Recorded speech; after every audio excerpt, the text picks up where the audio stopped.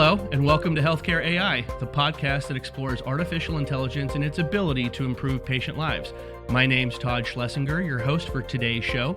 Today's episode is focused on AI's role in driving primary prevention. With all the hype around artificial intelligence, we want to dive into how AI can help clinicians and patients avoid illness. We're very lucky to have with us today Lara McCall, Director of Case Management for Southeast Health, to help us dig into this topic and understand how she and her team are using AI to support their primary prevention efforts. So, Lara, can you tell your listeners a little bit about Southeast Health and even your role within the organization? Sure. We're a 420-bed community-based hospital, not-for-profit, located in the southeast corner of Alabama. We border Florida and Georgia, so we get a lot of visitors and patients from all three states. I'm currently the Director of Case Management. I've been at Southeast for the last 25 years in multiple different roles and have landed in the illustrious position as the Director of our Case Management Department. So, obviously, we want to talk about artificial intelligence and how you all have applied this technology into the daily life within the hospital. So you all have been working with AI for a while now. I mean, what makes artificial intelligence work for Southeast Health? Well, Southeast, like many hospitals, probably focus and are scored and publicly reported on their patient outcomes. So we recognized that we had a need to find a way to identify those patients earlier than what we currently were, because length of stay is also an issue. So the sooner you can implement things to get the patients better, they don't have to stay with us as long, but then their outcomes in the long term are improved. So we looked for a solution related to that. So that's what our AI solution helps us to do. Sorry about that, but how would you describe the solution now that at SAMC? Well, it helps. It identifies the patients pretty quickly on that fit a specific clinical subset. So we have certain things that we want to work on. A couple of things that came to light initially were readmissions and pressure ulcers. So we knew that we needed to know those patients earlier on and who was at risk. So our current solution helps to identify those as they're coming in the door. We say as they're crossing the threshold, we already have some information available that we can act upon. And so how does that work within your current EHR? How does it work within the existing workflow? Well, we have a few challenges with that. Our current EMR allows some information to be bidirectional, but it does not allow a lot of information to be bidirectional. So we currently have had to build within the workflow check boxes so that the nurses, when they were given a list of tasks, could easily implement those tasks without having to do multiple steps. So we had to evaluate how do we currently do it, and then if we had information that was very important to the outcome at the end for the patient, how do we not disrupt the workflow that they currently were using. So it's been some challenges, but it's been workable. So the nursing staff, as well as case management, was eager to make it better for our patients. So they do a little bit of work on the front end, on the very beginning when a patient comes, but it's very minimum. They're used to running reports. But after that, then the actions that are there fit very well into their normal day. So before we dive into how Southeast Health is applying the AI solution, I'd like for you to define for our listeners really the difference between primary, secondary, and tertiary prevention. Would you mind giving us a quick lesson?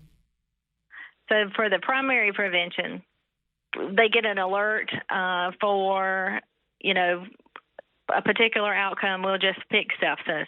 And then you watch the patient to see if they're going to look for sources of the infection.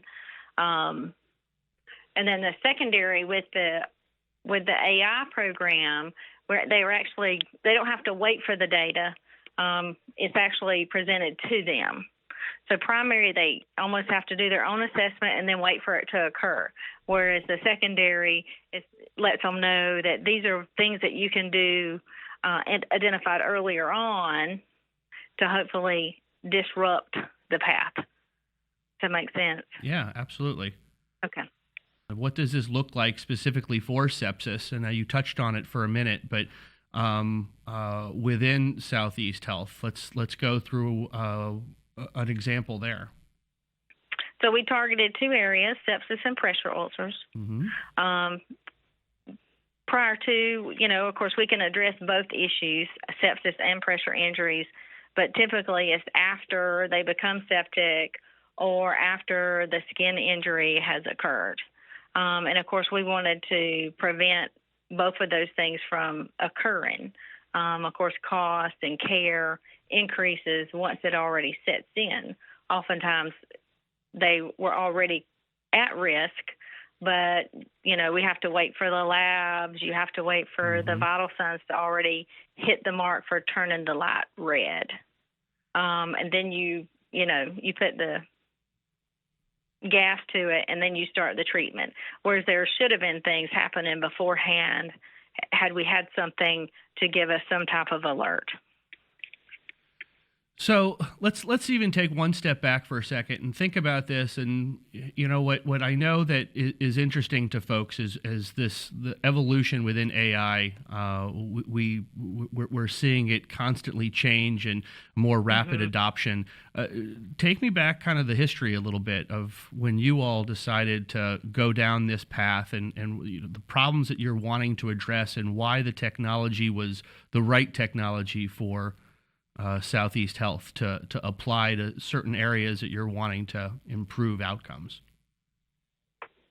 So I can just picking on pressure injuries. So we recognized we had an opportunity, and the focus was stage 3 and 4. But again, it was after the injury occurred. But we implemented, we did the braid and scale, all the things you would do to prevent pressure ulcers. But what we ended up doing is we applied it to all 42 patients on the unit. So everybody was supposed to get everything. And so it was really not focused on the ones who would benefit from it most. It was just everybody got the same thing regardless to do everything of whether. To everybody. Yes, yes. So that was very self-limiting in and of itself. We recognized we needed to be able to utilize the resources more effectively. And so AI offered an opportunity for us to be able to do that. We were able to target a population that, guess what, if you couldn't turn everybody every 2 hours, that if you knew that these 4 were at risk for developing a pressure ulcer, well, guess what? You could assign staff that these 4, if you don't get to turn anybody else, these 4 need to be turned. And whether it was in a different way, offered mobility devices, skin protection, we just learned quite a bit we just didn't know who to target. And the AI allowed us to do that. And the other nice thing is it learned what was available within our facility, so we didn't have to create things. We also learned where we had gaps in things that were available to the staff. So you were able to be a lot more efficient and effective with the existing resources. Correct. So how would you describe how the nurses and clinicians really reacted to the technology? Oh, they were, it gave them something to do. Oftentimes they knew that, guess what, this patient's at risk for whether it was sepsis or pressure injury. Well, what do I do about it? So that's the other nice thing about the AI. It also offered suggested interventions that if you do these 3 things, not these 20 things, but these 3 things, for this small population of patients, you would have a bigger impact. And that was powerful because it gave them something to do. And then they could, the AI also offers the ability to have some reports so they could actually see that, guess what, because I turned these patients, we were able to avoid X number of pressure injuries, or we saved 10 lives because they did not become septic. Well, we know that all technology implementations always come with some challenges. Any thoughts on what you all had to work to overcome to achieve even adoption initially? Yes. So a lot of anxiety related to change. Well, is it going to add more work to me? It's another report to look at. Also, with the limitations of the EMR, some of the things could go across. How do we let more than one person know that this patient is a risk patient? So we had to develop internal ways to communicate those things when they weren't easily transmitted within the EMR itself. But once we showed the value of it, it is embedded into their normal routine now. And so for them not to have it, I think they would have a little more panic than they had when we were trying to implement a new process. So speaking of value, then, I mean, what's the impact been since you all have operationalized your IT solutions, your AI solutions? Well, we have had some, of course, not only financial positive changes, but we have also had reduction in patient days related to that population of patient, which is a pretty big thing to most hospitals for sepsis. We avoided an average of 455 days monthly, which that's a pretty big deal. So a cost avoidance of anywhere from $440,000 to a little more than $700,000 every month. We did have a 25% reduction in our average monthly sepsis rate, which was phenomenal.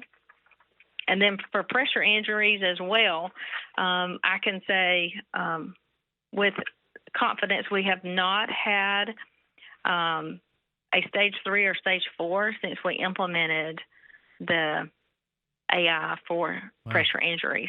And that was pretty significant for our hospital and a big win for the frontline staff as well. Of course, we also had cost avoidance associated with that to the tune of greater than $320,000 a month and at the $3 million value for the year. Wow, that's fantastic, and that to me speaks volumes of how this technology can really be applied across really any size and shape organization. Southeast Health is a what would you call a medium-sized hospital, smaller medium-sized hospital in Alabama. I mean, if they can adopt this technology, what are your thoughts from smaller hospitals even to even larger hospitals and being able to apply this cutting-edge technology to help achieve those types of impacts?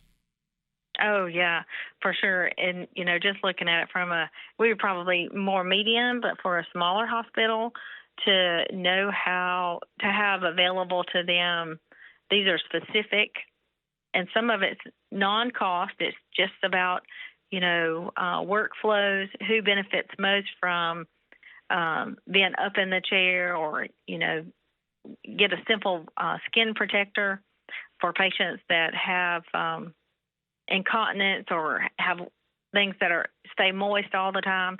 Just simple little things that make a difference. And for a small hospital who likely has to watch their bottom line, not that we don't all have to, but more so in those areas to know that these are some community resources and or non-cost items you can do for those patients specifically to reduce their risk for either pressure ulcer or sepsis. For the larger hospitals, absolutely, the volume is just going to be bigger. Yeah. But to know the information as the patient comes into the door, we can all figure out things as they've been here 3 or 4 days. But in healthcare today, you don't have 3 or 4 days to get a really strong plan on some of those things for things that are not visibly in front of you when they come in the door. You have to wait for things to evolve and occur. And most of us get patients from areas, not our own hospital. We'll get them from a clinic where they had been in a hospital in another area, especially in our little tri-state area.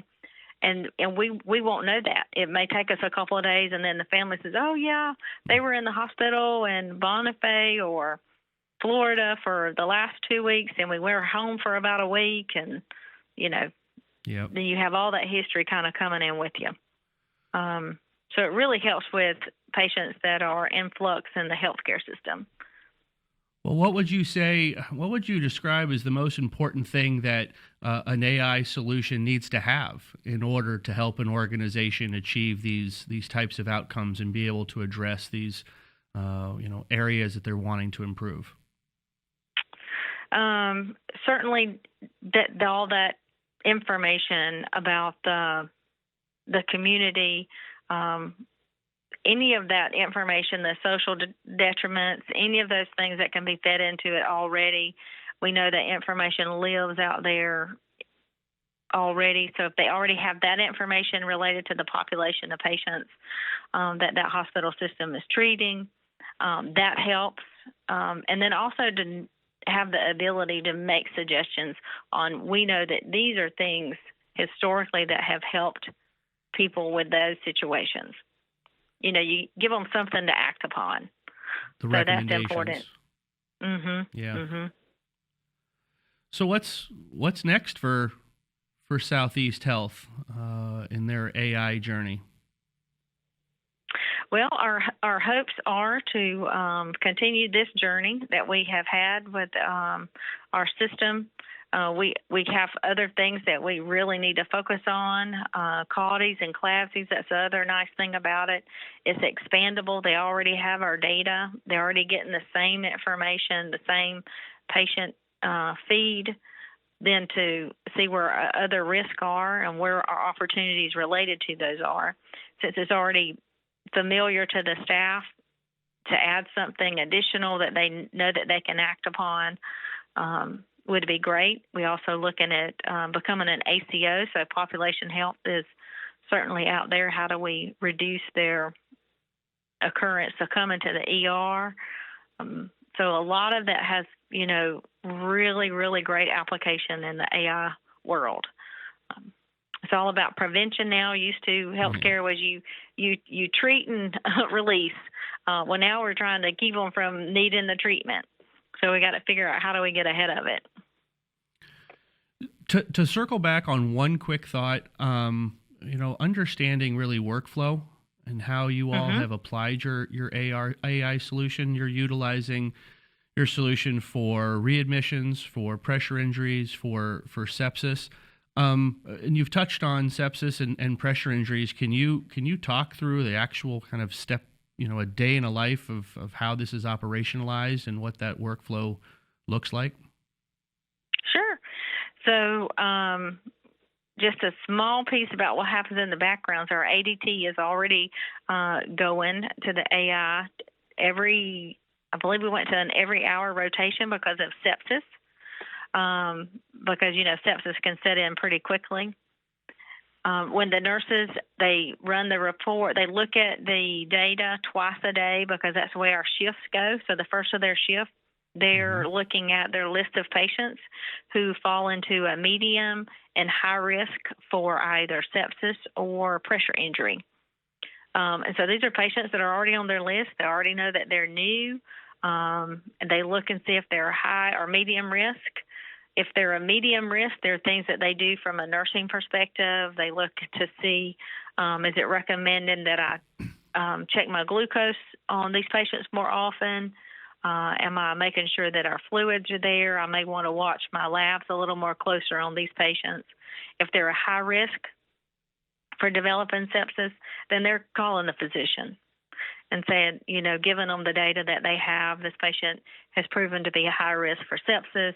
And there's particular interventions that it suggests, and they'll go ahead and have a verbal conversation with the physician. Do you want to go ahead and initiate the pre-sepsis bundle of orders that we have? And the physician can choose not to, but more often than not, he will go ahead if those things have not already been initiated, but a conversation has been had.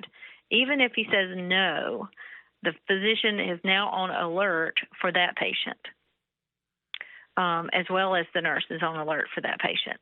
And then that patient may not show up the first time she looks at the list. Well, since they check it twice a day and our data feed is going over more than once a day, when they check it again, they may have a new patient that has been there 1 or 2 days, now new on the list. So then they continue that cycle, which is really what you have to do for sepsis. It's a constant, all the time look, but it gives them somewhere to look, a focus place to look. And then we report those at the safety huddle. So we share our risk patients with all house staff, so they kind of have an idea of the complexity of our patients that we have in-house. Mm-hmm. And they're kind of on the hook too. So we're talking about it. Everybody's on the lookout. So it's not just the nursing staff that's having to help identify, hey, is this one of your risks for sepsis patients? Physicians are documenting in their records when they know this information. But once the initial part's done, then they can kind of move on. So it's not like they have to look at 20 patients a day. It may be 3 patients on one floor, 2 on another. So the workflow is not burdensome. So it really is bringing a hypervigilance awareness for the clinicians to aid their. Yes. So have any of the physicians, the clinical team, communicated to patients that they're using an AI solution in the background to help drive their care? No, I don't know that they mention it to the patients themselves. We're able to see some of their risk factors related to that we wouldn't normally organically know, and we'll share those with the physician sometimes. So his conversation may be related to information about that. We see that you're recommended that we talk to you about making sure you complete your antibiotic treatment. And so they may have a conversation about, have you been on antibiotics, and, or do you tend to take the whole bottle? Do you not tend to take the whole bottle of antibiotics? So it may guide a conversation, but not to know that that's where he got the information. The patients probably just think that they're extremely smart. Well, they are, right? Yes, they are. But, they're like, oh, how did you know that? Right. What you guys are doing around sepsis and pressure injuries and readmissions is really, really amazing. What is the one advice that you would give a hospital starting down this journey to consider or implement and operationalize AI? I think from that perspective, to know, number one, to know a little bit about what the AI is and what it's really going to offer. Facilities oftentimes look at green dollars. They want to be able to count the dollars in the bank. But it's a lot about preventing something from getting worse, preventing a hospital-acquired condition, and doing that in a nicely structured way without overtaxing your resources. So just so that they have a really good grasp of that's what the value it should be bringing. So it's not going to, because we do want the avoided days. So then you have increased capacity, which is great because you do want the inpatient admissions. But they just have a real clear understanding of what they define as the ROI for their AI solution. Absolutely. So it's more than the dollar. It's more than just dollars. It's, yes. There's patient lives at the end of that you're ultimately impacting. Yes. Well, This is fantastic, Laura. I can't thank you enough for joining us this afternoon and sharing your insight with us. Absolutely. I enjoyed having the conversation. Well, thank you very much for your time and best of luck going forward. All right. Thank you so much. I want to thank Lara McCall for joining us today on Healthcare AI. Thought this was a great conversation, and I sincerely appreciate her joining us. I also want to thank you, our listeners. If you enjoyed our show and want to learn more, please visit us at jvion.com/podcast and look for us in the coming months on iTunes or wherever you get your podcasts.